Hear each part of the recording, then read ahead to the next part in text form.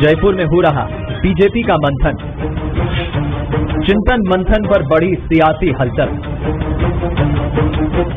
Mission 2023 को लेकर कांग्रेस और बीजेपी दोनों ही एक्टिव मोड पर आ गए हैं। दोनों पार्टी अपने अपने कार्यकर्ताओं को चार्ज करने का काम कर रही है। हाल ही में कांग्रेस ने उदयपुर में चिंतन शिविर का आयोजन किया था। इसके बाद अब जयपुर में बीजेपी का मंथन हो रहा है। इसमें छत्तीसगढ़ से भी बीजेपी के राष्ट्रीय उपाध्यक्ष डॉक्टर रमन सिंह, पवन साय, विष्णुदेव साय सहित अन्य नेता शामिल हुए। हालांकि बीजेपी के मंथन पर छत्तीसगढ़ की सियासत गरमा रही है। कृषि मंत्री रविंद्र चौबे ने बीजेपी के मंथन को उसकी चिंता बताई। सभी 4 उपचुनाव विधानसभाओं के भूपेश जी के नेतृत्व में हमने जीत हासिल की है और जैसी खैरागढ़ की जीत हुई, पत्रकारों से चर्चा करते हुए आदरणीय मुख्यमंत्री जी से को टारगेट पूछा गया था तो उन्होंने कहा 71 के बहुमत में है। तो आप समझ लीजिए हमारा टारगेट भी वही है, हमारी योजनाएं भी वही हैं।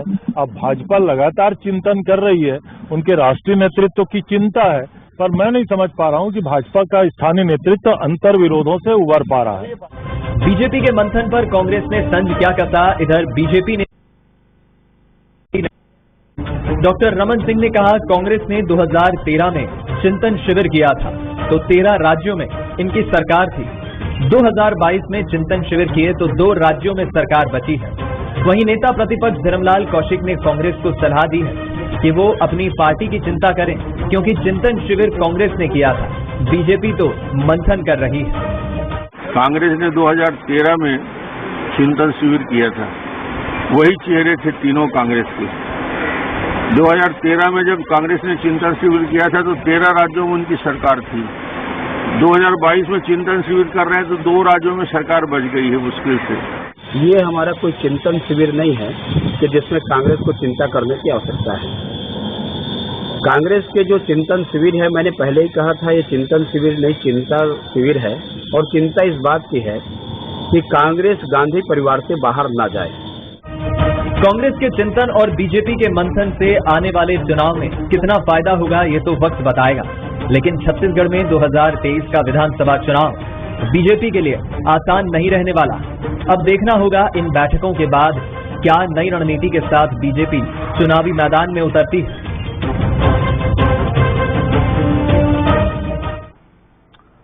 नमस्कार, आप देख रहे हैं छत्तीसगढ़ आज का मुद्दा। मैं हूं सोहेल खान। आज बात किसी के चिंतन और किसी के चिंता की। यकीनन मुद्दा राज्य के 2 बड़े राजनीतिक दलों के इर्द गिर्द घूमता है। ये 2 बड़े राजनीतिक दल कांग्रेस और बीजेपी हैं, जिनके भीतर हाल ही में चिंतन और मंथन चल रहा है। दोनों का दावा है कि एक रूटीन प्रक्रिया है और सियासत में ये होना भी चाहिए।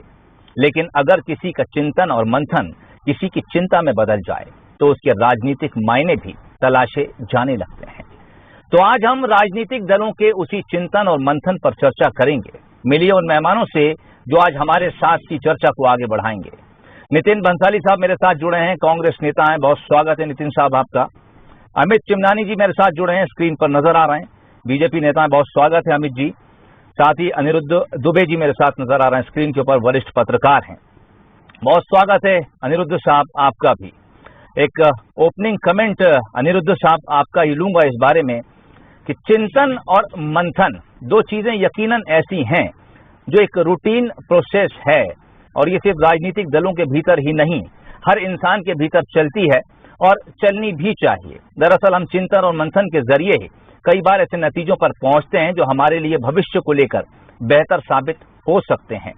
ऐसे में अगर बीजेपी और कांग्रेस कहीं चिंतन करती हैं, कहीं मंथन बैठक करती हैं, तो क्या वाकई ये सियासत में मुद्दा बनना भी चाहिए या फिर नहीं बनना चाहिए?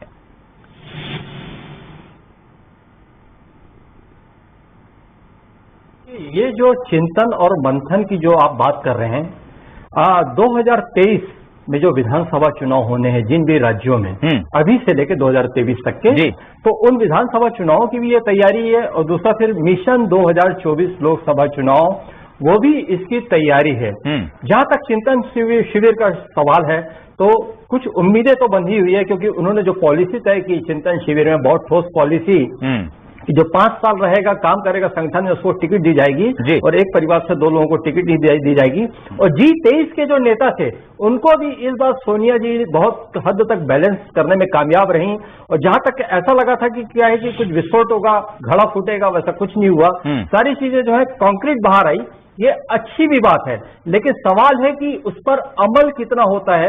और जहां तक के बीजेपी की बात है, मंथन जो होने वाला है, तो ये काबिले गौर है कि जस्ट उसके बाद उसी राजस्थान में होने की तैयारी चल रही है। और दूसरी बात, जहां तक के भारतीय जनता पार्टी की बात है, तो उनकी जो अंदरूनी चर्चाएं, उनकी जो बैठकें, उसकी चीजें बहुत कम आ पाती हैं और उनके जो डिसीजन होते हैं बड़े कॉन्क्रीट होते हैं और बहुत हद तक सफल भी रहते हैं। तो उसका आप जो है 2019 के अभी जो विधानसभा के बाद 2021 विधानसभा के जो लोकसभा चुनाव छत्तीसगढ़ में हुआ था, और जो सारी सीटों को लेकर जो उन्होंने परिवर्तन किए थे, उसके अच्छे परिणाम आप देख भी चुके हैं। तो कुल मिला के ये है कि जो मैं समझता हूं ये मिशन 2024 की दोनों पार्टियों की तैयारी है। सर, ये 2024 का जो मिशन है उसे लेकर चिंतन और मंथन जारी है।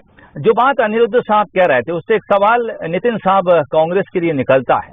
कुछ कॉन्क्रीट नतीजे आपके उदयपुर से निकलकर सामने आए, लेकिन जिस तरह की बातें उस चिंतन शिविर में कही गई, जिसमें खासकर संगठन को लेकर जो बातचीत कही गई, उसमें एक परिवार एक टिकट, एक परिवार एक पद और ऐसे नेताओं को तरजीह देना जो कम से कम 5 साल संगठन में काम कर चुके हों और एक नेता को एक तय समय के बाद एक पद से हटाया जाना, या उसे प्रमोट किया जाए, बदला जाए या फिर डिमोट किया जाए। लेकिन वाकई ये तमाम जो कंक्रीट फैसले उदयपुर से निकले, क्या कांग्रेस संगठन के लिए इतने आसान होंगे? खासकर मैं छत्तीसगढ़ कांग्रेस संगठन की बात आपसे जानना चाहूंगा।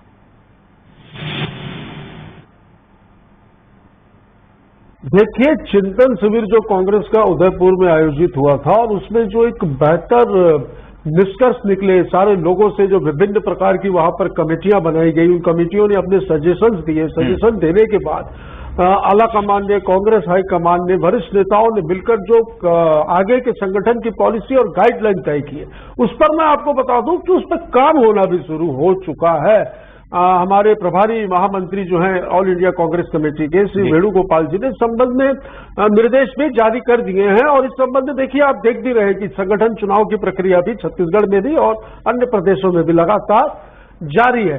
तो जो चीजें निकल कर आई हैं, हमें उस पर काम करना है और निश्चित तौर पर कांग्रेस ही देश का भविष्य है। ये मैं आपको बता दूं, कोई यदि ये सोचता है मंथन शिविर आयोजित करके कि वो कुछ बहुत बड़ा कर लेंगे, तो भारतीय जनता पार्टी के मैं कहूं कि राष्ट्रीय उपाध्यक्ष हैं डॉक्टर रमन सिंह, जो कि पूर्व मुख्यमंत्री है, 15 वर्ष जो इस प्रदेश के मुख्यमंत्री रहे हैं, एक भी जिम्मेदारी सोहेल भाई उनके पास नहीं है। न उनको किसी स्टार प्रचारक की सूची में डाला जाता है, न उन्हें किसी राज्य की जिम्मेदारी दी जाती है। एक स्टाम्प पैड है कि राष्ट्रीय उपाध्यक्ष हैं। तो बीजेपी के पास चेहरा कोई नहीं है, वर्तमान में भी कोई चेहरा नहीं है और भविष्य में कौन चेहरा होगा इसका कोई आकलन नहीं हो पा रहा है, नहीं कर पा रहे। बुरी तरीके से पिटे हुए नजर आते हैं प्रदेश में। यदि आप इनको देखें तो जैसे कि सारे उपचुनाव की बात करें, नगरीय निकाय चुनावों की बात करें, नगर पंचायतों के चुनावों की बात करें, या अंतिम में इन्हीं के द्वारा कहे गए शब्द कि हम सेमीफाइनल मैच खेल रहे हैं। खैरागढ़ चुनाव को इन्होंने सेमीफाइनल मैच कहा था। आप मुझे बताइए सोहेल भाई कि जो व्यक्ति या जो टीम सेमीफाइनल खेल के हारती है, क्या वो फाइनल में खेलती है? तो ये फाइनल के मैच से भी आउट हो चुके हैं और आने वाला समय जो है, मुझे ऐसा लगता है कि 14-90 में से जो 14 बचे हैं, ये 2-4 बच जाए तो बहुत बड़ी बात होगी। चलिए, सेमीफाइनल हारने वाली टीम फाइनल खेलती है या नहीं, इसका जवाब शायद अमित चिमनानी जी बेहतर तरीके से दे पाएंगे। अमित जी, एक चीज और भी है, कांग्रेस जब बीजेपी पर निशाना साध रही है, छत्तीसगढ़ के लिहाज से मैं बात कर रहा हूँ, हमेशा ये बयान जरूर सुनने को मिलता है हमें सियासी गलियारों में कि छत्तीसगढ़ बीजेपी के पास चेहरा नहीं है। जो बड़ा चेहरा डॉक्टर रमन सिंह थे, उन्हें केंद्र में एडजस्ट किया गया, राष्ट्रीय उपाध्यक्ष बना दिया गया, लेकिन उसके बाद भी ना तो वो देश में कहीं सक्रिय तौर पर कोई भूमिका निभाते नजर आते हैं और छत्तीसगढ़ में भी उन्हें पार्टी दरकिनार कर रही है, ऐसा आरोप लगातार कांग्रेस लगाती है। हालांकि ये कांग्रेस की स्ट्रेटेजी हो सकती है, लेकिन एक बार फिर भी मैं चाहूंगा कि आप कांग्रेस के उन तमाम आरोपों पर एक बार सफाई जरूर दें। क्या कुछ चेहरे आपके पास हैं और जिन चेहरों को कांग्रेस इनकार कर रही है या नकार रही है, उस पर अमित जी क्या कुछ सोचते हैं? भारतीय जनता पार्टी कांग्रेस की तरह चाटुकार पार्टी भी नहीं है और नेताओं की कमी से जूझने वाली पार्टी भी नहीं। अभी उन्होंने कहा पिटा हुआ मोहरा। अब पिटा हुआ मोहरा ही तो इनका राष्ट्रीय अध्यक्ष कई समय रहा कांग्रेस पार्टी का, और आज भी इनकी मजबूरी है कि उसी पिटे हुए मोहरे की ही चाटुकारिता करते हैं ये। तो राहुल गांधी तो कभी कहीं के न मुख्यमंत्री रहे, न कभी मंत्री बन पाए, न किसी जिम्मेदारी का निर्वहन करके अपने आप को साबित कर पाए। तो भी आज भी कांग्रेस पार्टी उन्हीं के इर्द गिर्द घूम रही है और उन्हीं को अपना नेता बनाना चाहती है, उन्हीं को अपना नेता मानती है। अरे डॉक्टर रमन सिंह ने तो 3 बार एक प्रदेश के मुख्यमंत्री का पद संभाला और विकास के ढेरों काम करके अपने आप को साबित किया। एक बार चुनाव हार गए, ठीक है, एंटी इनकम्बेंसी हो सकती है, चुनावी जो इनका झूठा घोषणा पत्र था वो हो सकता है। तो जब ये डॉक्टर रमन सिंह को अटैक करते हैं कांग्रेस पार्टी के लोग, तो सबसे पहले इनको याद करना चाहिए कि राहुल गांधी ने क्या परफॉर्म किया और उनके नेतृत्व में पूरे देश में कैसे कांग्रेस के लोगों की जमानत जब्त हुई।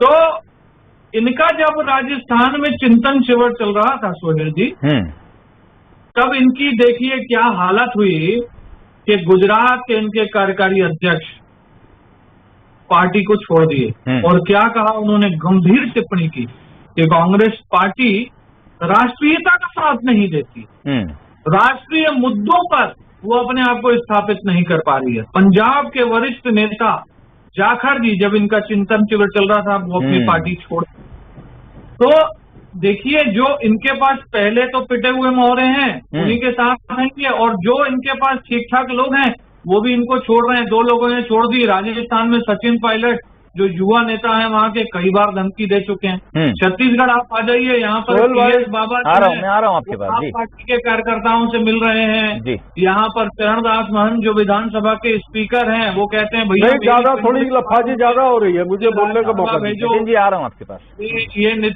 ये नितिन जी की पुरानी आदत है, पेट में दर्द होता है जब कांग्रेस की सच्चाई सामने आती है। तो नितिन जी आप जब बोल रहे थे ना तो बीच में मैं नहीं बोला। अमित जी बात, अरे पेट में दर्द आप लोगों के है भाई, अमित जी फ्रस्ट्रेशन में आप हैं। अरे आप झूठ पे झूठ बोल रहे हैं अमित जी। जनता अमित जी परेशान हो जाते हैं। स्क्रीन देखकर आप नहीं बात कर सकते हैं, अब निजी तौर पर कमेंट कर। अरे जब हमारे बीच में एंकर सोहेल भाई बैठे जब वो बोल रहे हैं अमित जी तो बोलो ना यार जल्दी। नितिन जी मैंने तो उंगली उठा के ये बोला कि मुझे बोलने दीजिए, उन्होंने बोला चुप रही है, तो मैंने कहा ठीक है बोलने दीजिए। नितिन जी बीच में, जब मेरी बारी चल रही है तो आप क्यों बोल रहे हैं?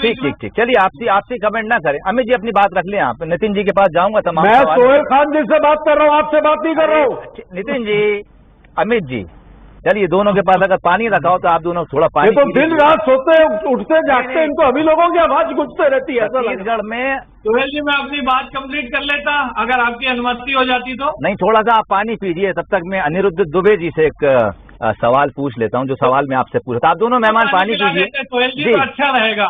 जो लोग बीच में टोकते हैं ना, एंकर की भूमिका होनी चाहिए कि उनको कहें पानी पीने के लिए, जिसकी बात तो की जानी है उसको पानी मत पानी तो अच्छी चीज है। एंकर आप इनको ही बना दीजिए। सोहेल जी ये आजकल जिस डिबेट में बैठते हैं वहाँ पर मत बोलिए, बीच में मत बोलिए, ये प्रिंसिपल बनते हैं। या तो आप अनिरुद्ध जी बोलिए तो ये जो चेहरे वाली राजनीति है ये हम छत्तीसगढ़ में खासतौर से देखते आ रहे हैं।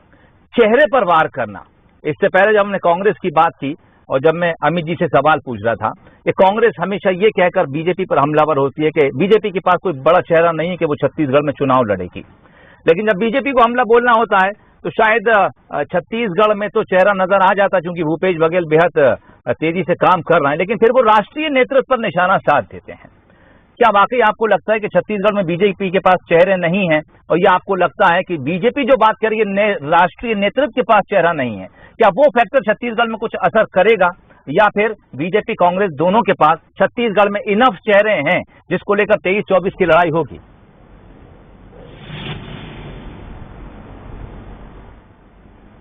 देखिए, इसी चैनल में पहले भी डिबेट में कह चुका हूं कि भारतीय जनता पार्टी के पास एक समय लखीराम अग्रवाल जी, डॉक्टर रमन सिंह जी, दिलीप सिंह जूदेव जी, ताराचंद साहू जी, रमेश बैस जी, नंद कुमार साय जी, ऐसे कितने बड़े चेहरे होते थे जी। और जहां तक कि जो तीसरी बार जो सरकार बनी उसके बाद जो स्थितियां जो आज है, तो ऐसा लग रहा है कि मतलब भारतीय जनता पार्टी के सामने बहुत बड़ी चुनौतियां हैं। अभी आने वाले जो चुनाव जो होंगे ना, 2 विधानसभा और लोकसभा, लेकिन ये भी है, मैंने पहले भी कहा कि कुछ इनके चमत्कारिक जो प्रयोग होते हैं, तो चमत्कारिक प्रयोग जो है मतलब ऐसी भरपाई कर जाते हैं कि वो एक गौर करने लायक बात है। तो ये जो एक चीजें हैं जो भविष्य के क्या है गर्भ में समाई हुई है। लेकिन आज की तारीख में ये बात जरूर कहना चाहूंगा कि देखिए, राजस्थान, मध्य प्रदेश और छत्तीसगढ़ में जो तीनों जगह जो विधानसभा चुनाव एक समय में होंगे, और कुल मिला के ये तो कहना पड़ेगा मध्य प्रदेश और राजस्थान की तुलना में छत्तीसगढ़ जो है भारतीय जनता पार्टी के लिए बहुत बड़ी,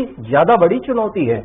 बिल्कुल बड़ी चुनौती है। 90 में से 71 सीटें अगर कोई पार्टी रखती है तो यकीनन पलड़ा थोड़ा सा उस तरफ झुकता जरूर है। नितिन मंसाली साहब, आपका रिएक्शन ले लेता हूं इस बात के ऊपर, उसके बाद अमित जी के पास जाऊंगा और दोनों से रिक्वेस्ट रहेगी कि जब कोई एक मेहमान बोल रहा हो तो दूसरा ना टोके, मैं दोनों को बराबर का समय दूंगा।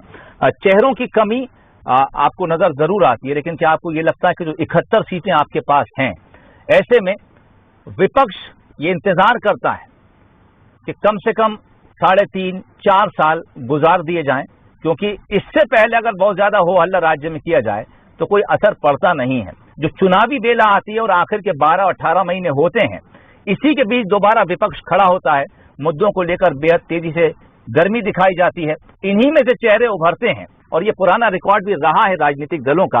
आपने खुद देखा होगा जब भूपेश बघेल विपक्ष की पोजीशन में थे छत्तीसगढ़ में, एक समय ऐसा आया जब वो बहुत देर तक खामोश रहे, लेकिन फिर जब उन्होंने जोर पकड़ा तो फिर ऐसा जोर पकड़ा कि वो सत्ता पलट के ही माने।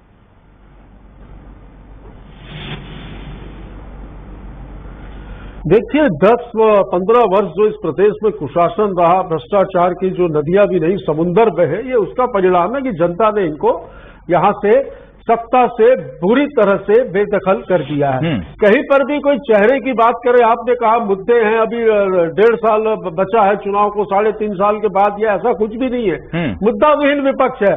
सोहेल भाई, ये तो आंदोलन करते हैं कि आंदोलन नहीं करने दे रहे हो, उसमें नियम लगा रहे हो। नहीं करने दे रहे हो वाली बात नहीं है, इसमें आप नियम लगा रहे हो, उसके लिए ये आंदोलन करते हैं। मैं पूछना चाहता हूं कि जयपुर में मंथन शिविर हो रहा है बीजेपी का, क्या इस बात पर मंथन हुआ, बढ़ती महंगाई पर, रेल की सेवाएं जो बाधित हैं उस पर, बिजली पर, कोयले पर, बेरोजगारी पर, देश की गिरती अर्थव्यवस्था पर? आज मंथन दिवस के दिन ही जब मंथन चल रहा है, और आज सुबह ही मैंने अखबार में देखा कि घरेलू गैस सिलेंडर के दाम फिर बढ़ गए, तो ये मंथन किस चीज का है? तो देश की जनता के हितों से इन्हें कोई लेना देना नहीं है।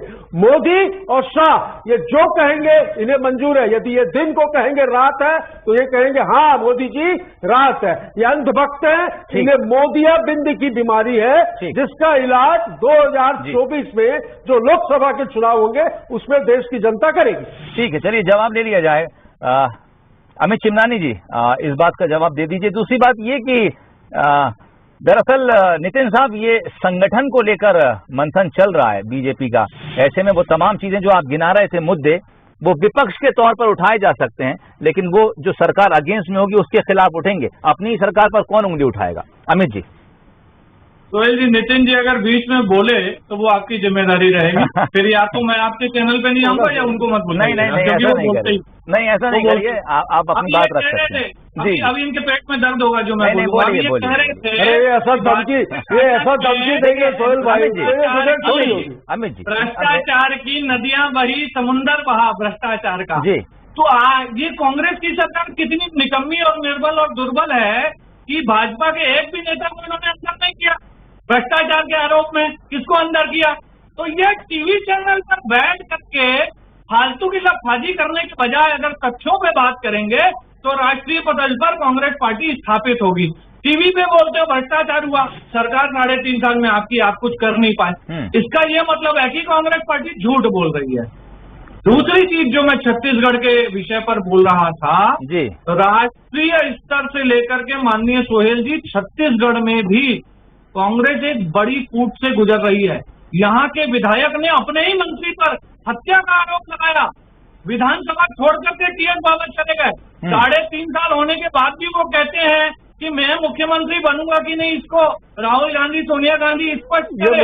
और चरणदास महंत जी राज्यसभा जाने को बेताब है। यही मुद्दा है ना आपके पास?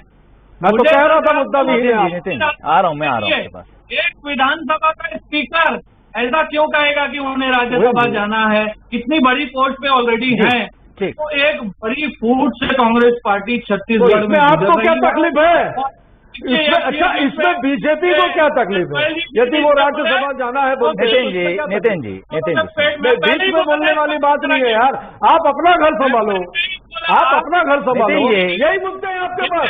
नितिन जी देखिए स्क्रीन पर, देखिए नितिन जी जब स्क्रीन पर टाइम देते हैं तो यकीनन आरोप प्रत्यारोप तो लगेंगे। अब आप थोड़ा सुनिए और फिर जवाब देने का मौका आपको भी देंगे। ऐसा नहीं कि हमने आपको समय नहीं दिया। सोहेल जी इनका यही रवैया है और जिन कानूनों की बात कर रहे हैं जी, धरना प्रदर्शन पे एक हिसाब का बैन है। जो भी आवाज इनके खिलाफ उठेगी वो इसको दबाएंगे। 19 हिंदुओं का इन्होंने एक नियम बना दिया जिसका कोई पालन नहीं कर सकता। इसका मतलब कांग्रेस सरकार के खिलाफ कोई बोल नहीं सकता और उसका प्रमाण आपने टीवी चैनल पर 2 बार देखा कि जब मैं अपने समय में बोल रहा हूँ कांग्रेस के प्रवक्ता मुझे रोकते हैं। प्रजातंत्र में सबको छूट है बोलने का अधिकार, मुझे भी है। मैं बोल रहा हूँ ना, आपके रोकने के बाद और हमारे सोहेल भाई के रोकने के बाद भी बोल रहा हूँ। लोकतंत्र है, प्रजातंत्र में सबको अधिकार है। आपको आप भी बोल रहे हैं आंदोलन धरना करने के लिए किसी ने नहीं रोका है। भाई जो नियम है उत्तर प्रदेश में लोकतांत्रिक है, छत्तीसगढ़ में यही नियम अलोकतांत्रिक है। झूठ बोलते हैं आप। अभी तो मैंने झूठ पकड़ा आपका एक, और आपके मंत्रियों के झूठ पकड़े हमने। आप लोग झूठ के अलावा कुछ बोलते ही नहीं। तो आप लोग बोलते हैं भाई, पूरा देश जान रहा। अच्छे दिन आएंगे। वो एक पिक्चर आई थी सोहेल जी, करण अर्जुन आएंगे, मेरे अच्छे दिन आएंगे। ऐसा झूठ बोल बोल के प्रदेश की जनता को, देश की जनता को ठगा इन लोगों ने। वहाँ ठग है ये लोग। पोल चलिए ठीक है, जब पोल खुलती है आप लोग बीच काला धन लाएंगे, 100 दिन में महंगाई कम करेंगे। चलिए अब चूंकि इसलिए बोला था भाई 15 लाख रुपए खाते में आएंगे। ठीक नितिन जी और अमित जी, आप दोनों को अब मैं रोकना चाहूंगा। समय अब हो रहा है, घड़ी की सुइयां इजाजत नहीं देती चर्चा को आगे बढ़ाया जाए। लेकिन दरअसल जिस तरह से आप लोग चर्चा में शामिल होते हैं, डिबेट में शामिल होते हैं, ये ठीक है कि थोड़ी सी तलखी भी देखने को मिलती है। लेकिन अगर हम थोड़ी सी अपने आप को और संयमित रखने की कोशिश करें और उन शब्दों का चयन भी बड़े अच्छे से करें, क्योंकि लाखों करोड़ों लोग हैं जो हम इस टेलीविजन के जरिए देखते हैं और आपको आखिरकार वोट मांगने उन्हीं लोगों के बीच में जाना पड़ता है। इसलिए अपने समय का इंतजार करें। अब हम बराबर से ही कोशिश करते हैं कि चाहे कांग्रेस हो, चाहे बीजेपी हो, चाहे किसी दूसरे दल के नेता हो, सबको बातचीत का बराबर से मौका मिले। और शायद आज भी हमने ये कोशिश की, कामयाब भी रहे। नितिन जी, अमित जी, अनिरुद्ध साहब, आप तीनों का बहुत शुक्रिया हमारे साथ आज की इस मुद्दे में शामिल होने के लिए, चर्चा में शामिल होने के लिए। तो चिंतन मंथन किसी राजनीतिक दल का यकीनन हिस्सा हो सकते हैं, लेकिन अगर राजनीतिक दल इस चिंतन मंथन से कुछ अमृत निकाल कर आने वाले समय में बेहतर रिजल्ट दिखा सकें तो ये उस राजनीतिक दल के लिए, उसके भविष्य के लिए यकीनन बहुत बेहतर है। लेकिन अगर सिर्फ राजनीतिक बयानबाजी, आरोप प्रत्यारोप ही राजनीति बन जाएं तो फिर शायद उस वोटर का क्या होगा जो मुंह देखता उन राजनीतिक दलों का जिसको वोट देकर वो 5 साल अपने लिए कुछ बेहतरी की उम्मीद करता है। यकीनन राजनीतिक दल इस बात को समझते हैं और आने वाले वक्त में इसका भी ख्याल रखेंगे। यही एक स्वस्थ और मजबूत लोकतंत्र का हिस्सा है। आज का मुद्दा में फिलहाल इतना ही, इजाजत दीजिए, नमस्कार।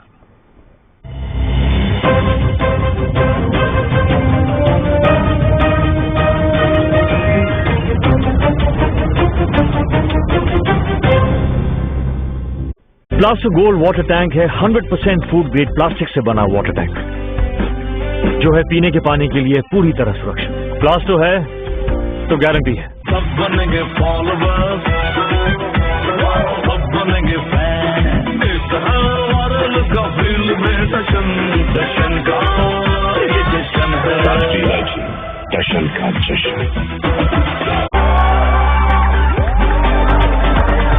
दौड़ेगा भागेगा बाबा, ऑल सीजन के लिए कुछ भी करेगा। I am a man of all season.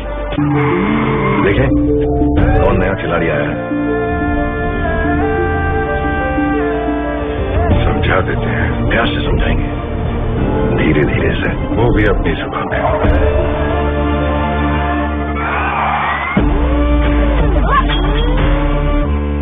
ये तो अपनी जुबान है। जुबान एक हो तो दिल भी एक होने चाहिए। विमल बोलो जुबान केसरी। शुद्धता और विश्वास। तभी तो हम चुनते हैं बेहतरीन मसाले जो शुद्धता, सुगंध और स्वाद में बढ़िया है। प्राकृतिक हल्दी, मिर्ची, धनिया। नहीं, मिर्ची, धनिया, हल्दी, MDH। सब कुछ आजमाया और तब मैंने माना कि सिर्फ सच्ची सहेली ही है महिलाओं के उन मुश्किल दिनों की हर समस्या, जैसे कठिन दर्द, अनियमितता, खून की कमी, थकान व कमजोरी जैसी सभी प्रॉब्लम्स के लिए नंबर 1 औषधि एवं टॉनिक। छत्तीसगढ़ की भूपेश बघेल सरकार पूर्व प्रधानमंत्री श्री राजीव गांधी जी के शहादत दिवस 21 मई को अपनी 3 महत्वपूर्ण न्याय योजनाओं की राशि का हस्तांतरण किसानों, पशुपालकों और भूमिहीन कृषि मजदूरों के खाते में करने जा रही है। राजीव गांधी किसान न्याय योजना के तहत विपणन वर्ष 2021-2022 के लिए 1,720 करोड़ 11 लाख की पहली किश्त किसानों के बैंक खातों में सीधे जमा की जा रही है। इस योजना के तहत बीते 2 वर्ष में किसानों के खातों में 11,302 करोड़ 34 लाख का भुगतान किया जा चुका है। मुख्यमंत्री आदरणीय भूपेश बघेल ने बहुत बहुत धन्यवाद देना चाहता हूँ कि योजना लाए से हमारे किसान मतलब बहुत फायदा हुआ। गोधन न्याय योजना के तहत सरकार गौठान समितियों और महिला स्व सहायता समूहों को 11 करोड़ 14 लाख और गोबर संग्राहकों को 2 करोड़ 17 लाख की राशि का हस्तांतरण करने जा रही है। इसे मिलाकर अब तक गोबर विक्रेताओं, महिला स्व सहायता समूहों और गौठान समितियों को कुल 250 करोड़ 40 लाख रुपए की राशि प्रदान की जा चुकी है। तो हमारे समूह को 1,20,000 रुपए का मुनाफा हुआ है, इसलिए मैं भूपेश बघेल सरकार का धन्यवाद देता हूँ। 21 मई को ही राजीव गांधी भूमिहीन कृषि मजदूर न्याय योजना के तहत 3,55,000 से अधिक कृषि मजदूरों को 71 करोड़ 8,04,000 रुपए की राशि हस्तांतरित की जा रही है। भूमिहीन के अंतर्गत सरकार ने मतलब दिया है 2,000 और दूसरा किस्त भी 2,000 मिला है। मैं सरकार को धन्यवाद देता हूँ। इस तरह तीनों न्याय योजनाओं की कुल 1,804 करोड़ 50 लाख रुपए की राशि उनके खातों में जमा की जा रही है। बढ़ी आय, मिला सम्मान। छत्तीसगढ़ सरकार।